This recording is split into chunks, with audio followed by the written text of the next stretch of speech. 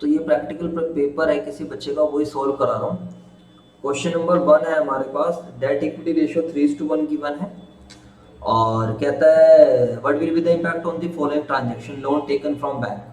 4 साल के लिए लोन लिया, तो आप सभी बच्चों को पता है डेट इक्विटी रेशियो क्या होता है, date divided by equity. This is debt equity ratio, ठीक है। अब हमने लोन ले लिया, तो लोन लेने से हमारा डेट क्या होगा, इंक्रीज हो जाएगा और इक्विटी पर कोई इफेक्ट नहीं पड़ेगा। तो ये मैंने लास्ट क्लास में भी आपको समझाया था। तो अल्टीमेटली रेशियो क्या हो जाएगा, इंक्रीज हो जाएगा। Question number 1। क्वेश्चन नंबर 2 क्या कहते हैं, यूजिंग नेट प्रॉफिट रेशियो। कहता है नेट प्रॉफिट रेशियो यूज करके, तो नेट प्रॉफिट रेशियो पता है आपको, profit after tax divide by revenue from operation into में 100, ये होता है जी नेट प्रॉफिट रेशियो। 2 साल का दे रखा है। Comment on the performance of company during the year 21 and 22। तो 31 मार्च 22 को क्या है हमारे पास नेट प्रॉफिट रेशियो और 31 मार्च 21 को क्या है वो भी हम निकाल लेते हैं, ठीक है। Revenue from operation, cost of material consumed and other expenses, तो कोई दिक्कत नहीं है। सबसे पहले हम नेट प्रॉफिट ही निकाल लेते हैं। तो नेट प्रॉफिट कैसे निकलेगा, नेट प्रॉफिट कैसे निकलेगा, हम लोग यहाँ पर रेवेन्यू फ्रॉम ऑपरेशन दे रखा है 12,50,000 यहाँ पर, ठीक है बेटा। और यहाँ पर हमें 10 लाख का दे रखा है, इसमें से माइनस कर देंगे जो भी एक्सपेंसेस हैं, और एक्सपेंसेस दो हैं हमारे पास। कॉस्ट ऑफ मटेरियल कंज्यूम्ड का एक्सपेंसेस है, इसको आप इनर कॉलम में लिख लीजिए, 6 लाख का है। उसके अलावा अदर एक्सपेंसेस है, अदर एक्सपेंसेस कितने का है, 50,000 का है। तो यहाँ पर टोटल एक्सपेंसेस हो जाएगा 6.5 लाख रुपए का। तो टोटल एक्सपेंसेस बन गए हैं 6.5 लाख के। यहाँ पर 5 लाख का एक्सपेंसेस है और यहाँ पर आएगा 30,000 का एक्सपेंसेस है। टोटल बन जाएगा 5,30,000 रुपए का एक्सपेंसेस, ठीक है भाई साहब जी सर। अब प्रॉफिट बिफोर टैक्स ही हमारा प्रॉफिट आफ्टर टैक्स रहेगा इस क्वेश्चन में, क्योंकि टैक्स की रेट दे नहीं रखी है। तो 12,50,000 में से माइनस कर देंगे हम 6,50,000, तो 6 लाख रुपए का हमारे पास प्रॉफिट ये बनेगा। यहाँ पर हम 10 लाख में से माइनस करेंगे, 10 लाख में से 5,30,000 माइनस करेंगे तो कितना आएगा, 4,70,000 रुपए हमारे पास आ जाएंगे। ठीक है मेरे दोस्तों, क्लियर हो जाती है बातें जी सर। तो यही प्रॉफिट बिफोर टैक्स है और इसी को हम प्यार से नाम दे देंगे प्रॉफिट आफ्टर टैक्स, क्योंकि रेट है ही नहीं हमारे पास। तो नेट प्रॉफिट रेशियो यहाँ पर क्या बन जाएगा, net profit ratio 6 lakh divided by profit after tax divided by revenue from operation into में 100, और ये 4,70,000 डिवाइडेड बाय 10 लाख इनटू में 100। ठीक है मेरे दोस्तों, अभी कैसे निकलेगा, 6 लाख डिवाइडेड बाय 12,50,000, परसेंटेज आ जाएगी 48%। 4,70,000 डिवाइडेड बाय 10 लाख, परसेंटेज ये भी 47% है। तो बच्चों हमारी परफॉर्मेंस इंक्रीज हुई है, net profit ratio is increased 2021 से 2022 में। इट सिंपली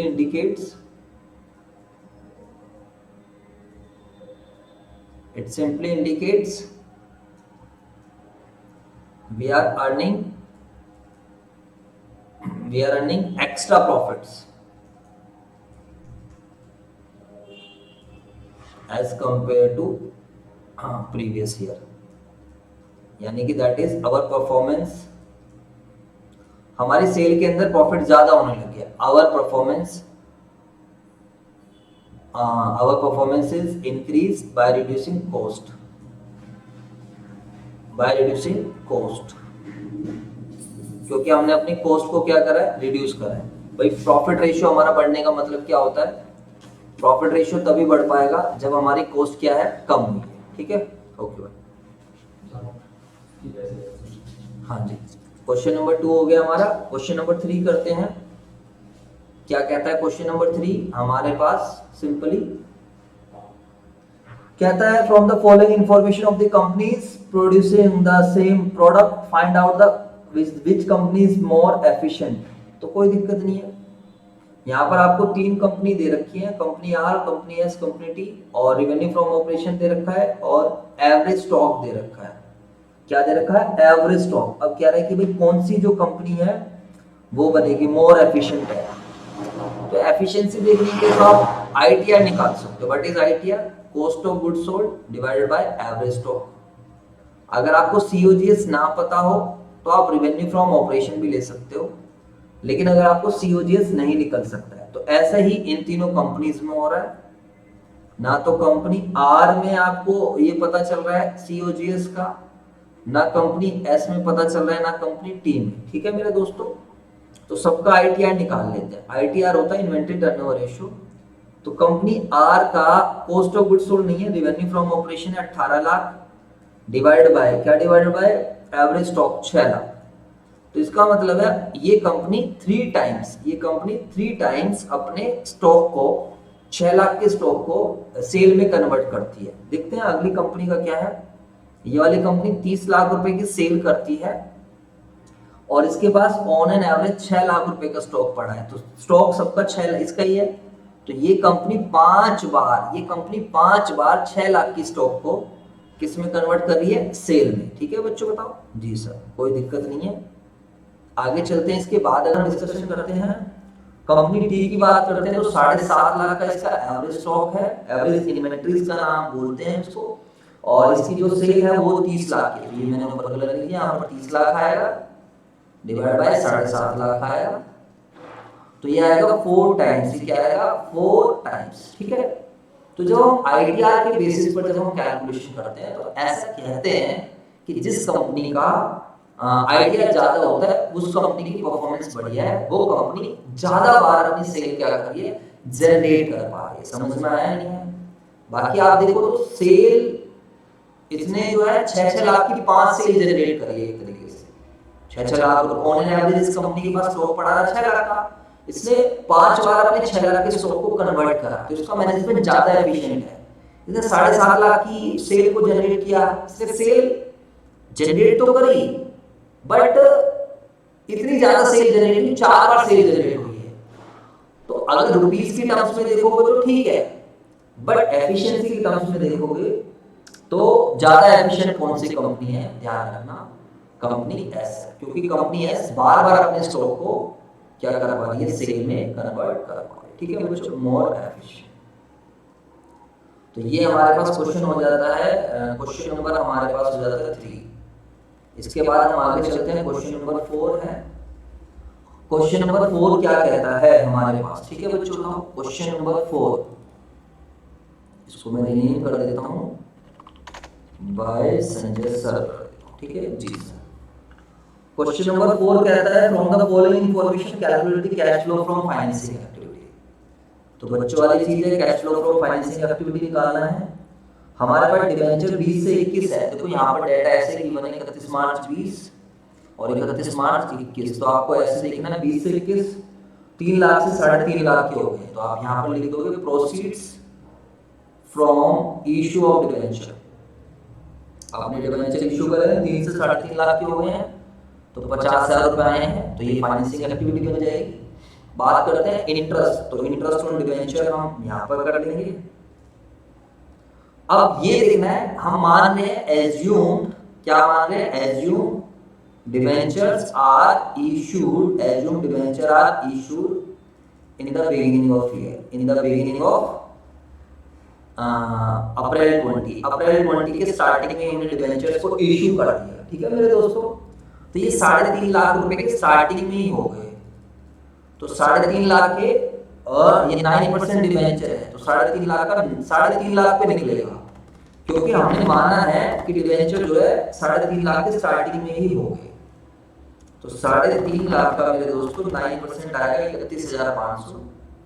तो इंटरेस्ट डिबेंचर हम पे करेंगे तो माइनस हो जाएगा, पैसा गया, ये पैसा आया। तो cash flow from financing activity 50,000 minus 31,500, तो ये आ गया मेरे दोस्तों 18,500। ठीक है जी सर, क्लियर है? क्वेश्चन नंबर 4 भी क्लियर है। Question number 5, calculate the cash flow from investing activity. Question number 5 में हमें CFIA निकालना है। तो जैसे कि आज मैंने समझाया, इसकी वीडियोस आएंगी आज इन ऑपरेटिंग इन्वेस्टिंग फाइनेंसिंग क्वेश्चंस भी आज बहुत ही बढ़िया एक वीडियो बनाई है मैंने, मतलब 3 वीडियोस बनी है 20-20 मिनट की, देख लेना। आपको ऑपरेटिंग इन्वेस्टिंग फाइनेंसिंग की कंफ्यूजन ही खत्म हो जाएगी। बाकी जैसे जैसे चैप्टर होगा तो क्वेश्चंस की वीडियोस आ जाएंगी। क्या था भाई साहब, इन्वेस्टिंग एक्टिविटी मशीनरी के बैलेंसेस गिवन है। तो जब कभी भी आपको इस तरीके की गिवन है तो पहले आप वर्किंग नोट बना लीजिए और आप मशीनरी अकाउंट बना लीजिए। तो मशीनरी अकाउंट में क्या गिवन है, to balance BD, you are given with the machinery account का बैलेंस बीडी है 80,000 opening balance, by balance GD machinery account का क्लोजिंग बैलेंस गिवन है 75,000। 11th क्लास में आपने पढ़ा था मशीनरी हमारी एसेट्स, एसेट्स के बैलेंस डेबिट, तो ओपनिंग बैलेंस यहाँ पर आ जाएगा, क्लोजिंग बैलेंस यहाँ पर आ जाएगा। और during the year we had charge depreciation, depreciation लगाने से एसेट्स की वैल्यू कम होती है, ये आप सभी बच्चों को बहुत अच्छे से पता है, 15,000। और during the year machinery board rupees 16,000, 16,000 रुपए की मशीनरी हमने पे की हुई है 13,000 रुपए में। तो मेरे दोस्तों वाई बैंक अकाउंट करके 13,000 रुपए की यहाँ पर आ जाएगी मशीनरी और यहाँ पर आ जाएगा by P and L, by profit and loss account. 16,000 रुपए की मशीन अगर आप 13,000 में बेचोगे तो 3,000 रुपए का लॉस होगा, लॉस चार्ज। तो सिंपल है, यहाँ पर बैंक निकल जाएगा बैलेंसिंग फिगर। आपको मैंने समझाया था कि इन्वेस्टिंग और फाइनेंसिंग में खाली कैश का फ्लो देखना होता है, उससे हमें डायरेक्टली मिल जाता है। तो सीधी सी बात, इसका टोटल करते हैं 15,000 जमा 13,000, 16,000 की मशीन 13 रुपए की, 13,000 जमा का 3,000 और मेरे भाई 15,000 जमा 16,000, 13 और 3 16 होते हैं ना जी, जमा का 75,000, ये आ जाएगा 1,06,000। तो 1,06,000 में से हम 80,000 माइनस कर देंगे, तो 1,06,000 में से 80,000 माइनस करेंगे तो कितना आएगा 26,000। तो ये आ गया जी आउटफ्लो, ठीक है। तो ये हमारे पास से पैसा आया, ये प्लस कर देंगे और ये पैसा गया, इसको माइनस कर देंगे। सिंपली इन्वेस्टिंग और फाइनेंसिंग में कुछ भी नहीं देखना होता, खाली कैश का फ्लो देखना होता है। तो सेल ऑफ इन्वेंटरी हम बना रहे हैं CFIA, sale of machinery, proceeds from sale of machinery भी लिख सकते हो, सेल ऑफ मशीनरी से पैसा भी लिख सकते हो। 13,000 रुपए आए, ठीक है मेरे दोस्तों। और परचेज ऑफ मशीनरी, आप लोगों ने मशीनरी खरीदी है और कितने की मशीनरी खरीदी है 26,000 पैसे गए। तो CFIA cash flow from investing activity 13,000 रुपए का नेगेटिव है। आप इसको लिख सकते हो cash used in investing activity, ठीक है बच्चों। बात करता हूँ जमा घटा, आप देख लेना अगर कहीं पर भी जमा घटा की गलती लगे तो प्लीज ठीक कर लेना। क्वेश्चन नंबर 5 भी हो जाता है हमारा। क्वेश्चन नंबर 6 लास्ट क्वेश्चन है हमारे पास। From the following items calculate the net profit before tax and extraordinary items. तो क्वेश्चन में आपको निकालना है net profit before tax and extraordinary item. तो calculation of net profit before tax and extraordinary item निकाल देते हैं, कोई प्रॉब्लम नहीं है। यहाँ पर आप पार्टिकुलर्स लिख सकते हो, यहाँ पर आप रुपीस लिख सकते हो, ठीक है मेरे दोस्तों जी सर। देखते हैं हमारे को net profit during the year कितना गिवन है। तो net profit during the year हमारे पास ये हम हमेशा कैसे निकालेंगे, closing minus opening, net profit during the year और क्लोजिंग है 5,40,000 का, माइनस कर देंगे ओपनिंग, माइनस कर देंगे 2 लाख का है ये। तो ये पहले से ही माइनस है, तो बच्चों ध्यान रखना पहले लॉस था 5,40,000, अभी प्लस हो जाएगा 2 लाख रुपए का, तो माइनस माइनस प्लस होता है, ठीक है। पहले से लॉस गिवन है तो ये हो जाएगा 7,40,000 का, ठीक है मेरे दोस्तों जी sir. Propose dividend for the previous year, तो प्रीवियस ईयर का प्रपोज डिविडेंड को हम लेंगे, करंट ईयर के प्रपोज डिविडेंड से कोई मतलब ही नहीं है। Propose dividend of previous year 31 March 20 वाला जो है, या ये हम कब का बना रहे हैं 31 मार्च 20 का बना रहे हैं। Propose dividend for previous year 31 March 20, जिससे कोई लेना देना नहीं है। Propose dividend for previous year 31 मार्च 19 वाला हमने इस साल पे करा होगा, ठीक है। हमारे लिए ये रेलेवेंट है क्योंकि हम कब के लिए बना रहे हैं 31 मार्च 20 के लिए निकाल रहे हैं, ध्यान रखना, ठीक है बच्चों जी सर। तो हम यहाँ पर लेंगे प्रपोज डिविडेंड फॉर 2,10,000 रुपए लेंगे, यहाँ पर 2,10,000 रुपए, कोई प्रॉब्लम नहीं है। इसके बाद अगर हम बात करते हैं transfer to workman compensation reserve, जी सर। तो वैसे कंपनी में होता नहीं बट ठीक है बना लेते हैं, वर्कमैन कंपनसेशन रिजर्व क्रिएट किया है तो ये हम ऐड कर देंगे क्योंकि इसकी वजह से मेरा ये वाला प्रॉफिट कम हो रखा है। हमें चाहिए प्रॉफिट, कौन सा चाहिए, profit before tax and extraordinary item. Provision for tax made during the year, during current year, current year में जो हमने प्रोविजन फॉर टैक्स मेड करा है इसको भी हम ऐड कर देंगे 2,30,000। तो मेरे दोस्तों ये क्वेश्चन आपका खत्म हो जाता है यहाँ पर। अब बस खाली इसका टोटल करना है, ठीक है। 31 मार्च 2020 के लिए क्या निकालना था, net profit before tax and extra ordinary item. तो 7,40,000 जमा का 2,10,000 जमा का 1,50,000 जमा का 2,30,000, तो ये आ जाएगा मेरे दोस्तों 13,30,000 रुपए, ठीक है। This is net profit before tax and extra ordinary item, ठीक है बच्चों। Thank you so much. Video अच्छी लगी तो प्लीज लाइक शेयर सब्सक्राइब जरूर कर देना। Thank you so much.